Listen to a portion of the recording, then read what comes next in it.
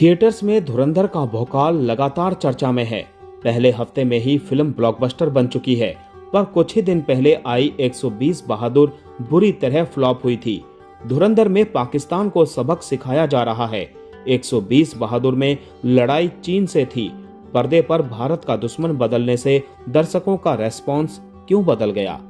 देशभक्ति के इमोशन में डूबी दो फिल्में आगे पीछे रिलीज हुई, लेकिन बॉक्स ऑफिस पर इनका हाल एकदम विपरीत रहा।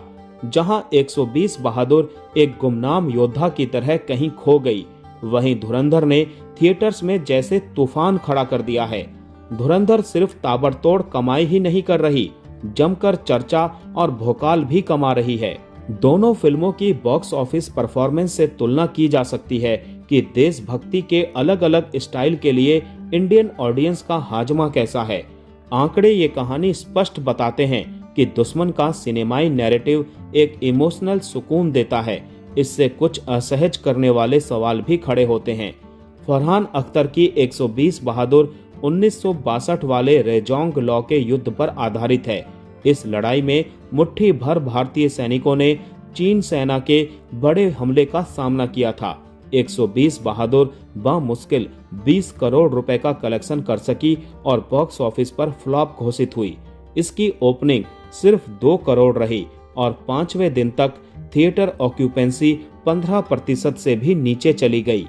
फिल्म रेटिंग प्लेटफॉर्म रॉटन टमाटोज पर इसे 73% पॉजिटिव वैल्यूज मिले थे। समीक्षकों ने इसे एक ईमानदार और तकनीकी रूप से दमदार ट्रिब्यूट कहा था, पर ये तारीफें फिल्म की कमर्शियल कामयाबी में नहीं बदली। इसके उलट रणवीर सिंह की धुरंधर एक तूफान की तरह छा गई है।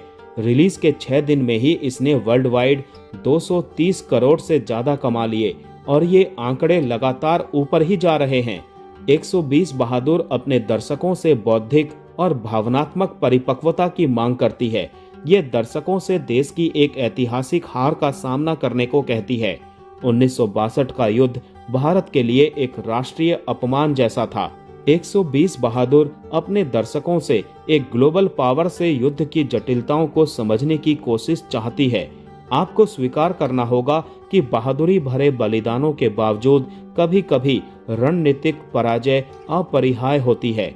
फिल्म एक कठिन प्रश्न पूछती है, क्या आप उस शहादत का सम्मान कर सकते हैं जो एक हारे हुए युद्ध में दी गई हो? ये एक जटिल, दर्द भरा सवाल है जो भावनात्मक अतिरंजता से ज्यादा ऐतिहासिक तथ्यों की नजर से देखा जाना चाहिए।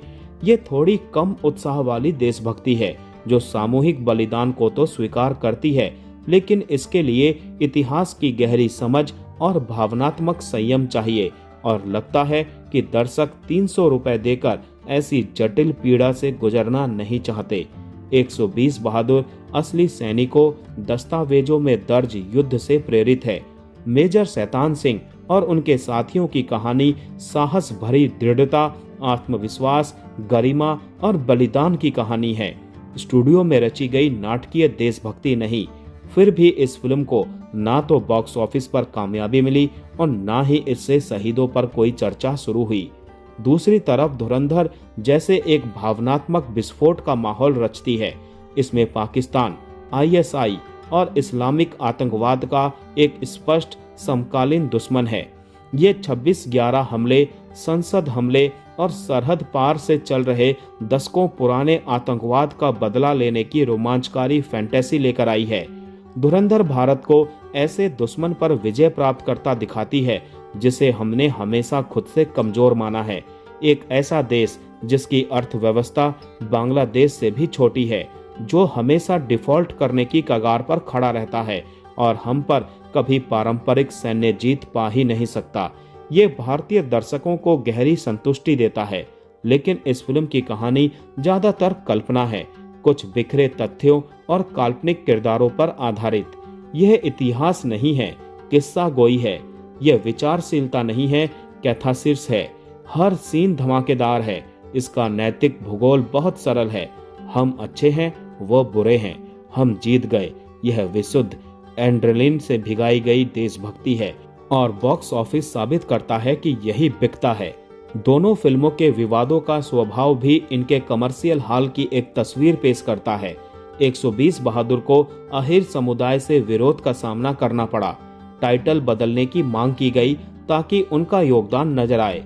कई राज्यों में सड़कें रोककर विरोध प्रदर्शन हुआ। विरोध क्षेत्रीय तो हुआ पर कोई उन्माद पैदा नहीं हुआ, ना कोई राष्ट्रीय ध्रुवीकरण। ऐसी फीलिंग नहीं पैदा हुई कि फिल्म देखना किसी सांस्कृतिक युद्ध में अपना पक्ष तय करने जैसा है। इसके उलट धुरंधर ने एक दावानल की शुरुआत कर दी, जो फिल्म आलोचना से निकलकर एक सांस्कृतिक रणभूमि बन गई। फिल्म क्रिटिक अनुपमा चोपड़ा की समीक्षा पर इतना विवाद हुआ कि उन्हें उसे हटाना पड़ा। कई लोगों ने इसे प्रोपेगेंडा और टॉक्सिक वायलेंस का दूत कहा। एक आलोचक ने धुरंधर को स्टेट के लिए बिच्छू का तेल बेचने वाली यानी धोखा देने वाली और लोगों को उकसाने और बांटने के लिए तैयार किया गया राष्ट्रीयता का BDSM वर्जन पॉर्न कहा। सेलिब्रिटी को भी अपना पक्ष रखने की जरूरत महसूस होने लगी। ऋतिक रोशन ने इसकी स्टोरी टेलिंग की तारीफ करते हुए नोट किया, मैं इसमें राजनीति से सहमत नहीं हूँ, लेकिन इन आरोपों ने धुरंधर को नुकसान नहीं पहुंचाया। प्रोपेगेंडा का हर आरोप इसका मुफ्त विज्ञापन बन गया और इसकी राष्ट्रवादी अतिरंजना ने आलोचना की हर जवाब को दबा दिया। इस विवाद ने एक बाइनरी तैयार कर दी, आप या तो फिल्म के समर्थन में हैं या इसके विरोध में हैं। फिल्म के समर्थकों ने तर्क दिया कि जो समीक्षक इसे प्रोपेगेंडा कह रहे हैं वो बिकनी पहने ISI एजेंटों का बचाव कर रहे हैं और आतंकियों को आतंकवादी कहना प्रोपेगेंडा कैसे हो गया। विडंबना यह है कि तथाकथित बिकनी थ्रिलर फिल्मों को तगड़ी कामयाबी भी मिली है, वो भी बिना ऐसी बहसों के जो लोगों को बांटती रहती है।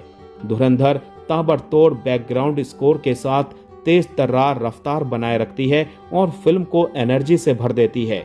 ये विशुद्ध अंधराष्ट्रीयता है, हिंसक, शोर से भरपूर, स्पष्ट। ये इसीलिए कामयाब होती हैं क्योंकि दर्शक सिर्फ फिल्म नहीं देख रहे, वो एक राष्ट्रवादी अनुष्ठान का हिस्सा बन रहे हैं। ये समझना जरूरी है कि दो अलग दुश्मनों की मनोवैज्ञानिक छवि भी दर्शकों की पसंद को प्रभावित करती है। चीन ने 1962 में भारत का सबसे बड़ा अपमान किया था। हजारों भारतीय सैनिकों की जान गई और इलाके कब्जा लिए गए जो आज भी विवादित हैं। अक्साई चीन पर चीन का नियंत्रण है। वो लद्दाख में सीमा विवाद में उलझा रहता है और उसकी अर्थव्यवस्था भारत से 10 गुना बड़ी है। वो भारत के लिए लंबे समय से एक रणनीतिक खतरा है। कई क्षेत्रों में चीन न केवल प्रतिद्वंदी है बल्कि भारत से बड़ी शक्ति भी है। पाकिस्तान एक असफल, कमजोर, आर्थिक रूप से जर्जर राष्ट्र है। डिफॉल्ट की कगार पर खड़ा हुआ, जिसे बिखरने से बचने के लिए बार बार IMF के फंड की जरूरत पड़ती रहती है। वो सैन्य या आर्थिक रूप से भारत का मुकाबला नहीं कर सकता, इसीलिए आतंकवाद और प्रॉक्सी वॉर के जरिए खतरे पैदा करता रहता है। वो भारत के लिए कभी वैसा खतरा नहीं बन सकता जैसा चीन है। चीन के विवाद को समझने के लिए जटिलताओं और हार को स्वीकार करना होगा, जो भारतीयों के लिए एक कठिन, असुविधाजनक सत्य है। दर्शक एक शक्तिशाली चीन से जूझने के बजाय एक कमजोर पाकिस्तान को पटकने में ज्यादा रोमांच पसंद करते हैं।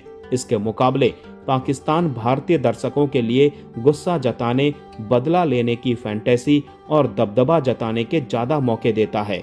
धुरंधर की भारी सफलता सिर्फ दमदार फिल्म मेकिंग की जीत नहीं है, यह उस सनक का भी पैमाना है जो भारतीय जनता में पाकिस्तान के लिए है। पाकिस्तान दर्शकों को कमजोर दुश्मन पर जीत का सुख देता है, दबदबा दिखाने के नैरेटिव में शामिल होने का मौका देता है। राजनीतिक सामाजिक श्रेष्ठता फील कराने वाला ऐसा शत्रु बनता है जो कभी बराबरी कर ही नहीं सकता। खुद को दमदार दिखाने के लिए दूसरे को कमजोर दिखाने वाली लग्जरी पाकिस्तान के साथ ली जा सकती है। बॉक्स ऑफिस आंकड़े बताते हैं कि भारतीय दर्शकों की इस प्राथमिकता को भुना लेने वाली फिल्में कई गुना ज्यादा बिकती हैं, लेकिन तयशुदा मौत के सामने असल वीरता, देशभक्ति के पेचीदा नैरेटिव दिखाने वाली फिल्मों के चांस इतने मजबूत नहीं होते।